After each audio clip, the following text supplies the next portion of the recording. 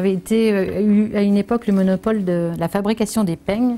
Et j'ai commencé à penser que chaque culture avait les peignes africains, ils sont sculptés d'une certaine manière, les peignes japonais aussi une forme. Et j'ai pensé à faire l'éloge de la diversité des cultures. Et donc j'ai fait des peignes représentant chaque fois un continent. Là c'est l'Afrique. Et l'Asie.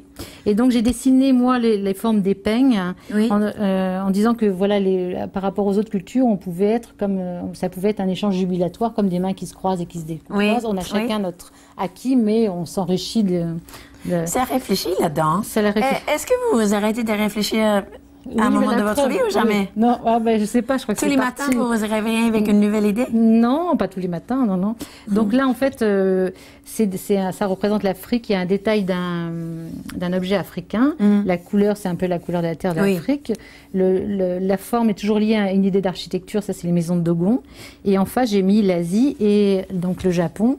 Et là, il y a à chaque fois à l'intérieur un poème du pays en question. Là, c'est un haïku.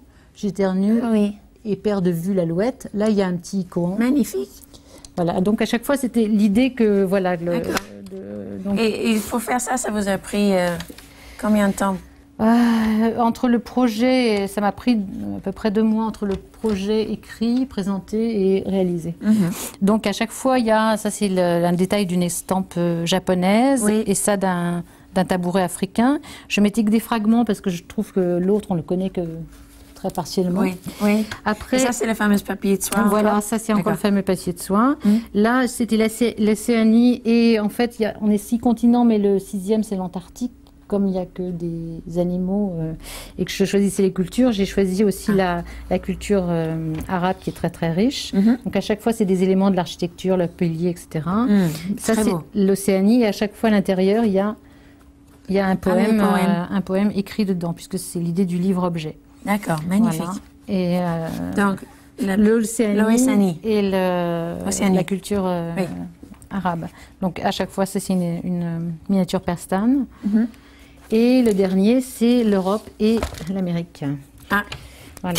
Donc, ça, c'était la formule. C'est la main de Rimbaud qui cherche la formule, mais en même temps, des cartes. Cartésianisme est lié, ça c'est des carrés, enfin bon, et opposé au cercle des Indiens d'Amérique. À chaque fois les détails de... Et encore des poèmes. Et encore des poèmes à l'intérieur des dents, voilà. Très beau, magnifique. Voilà. Et voilà, j'en ai conçu quelques autres. Voilà. Parfait. Une très belle abbatiale. Très bien, merci de me montrer un objet si unique.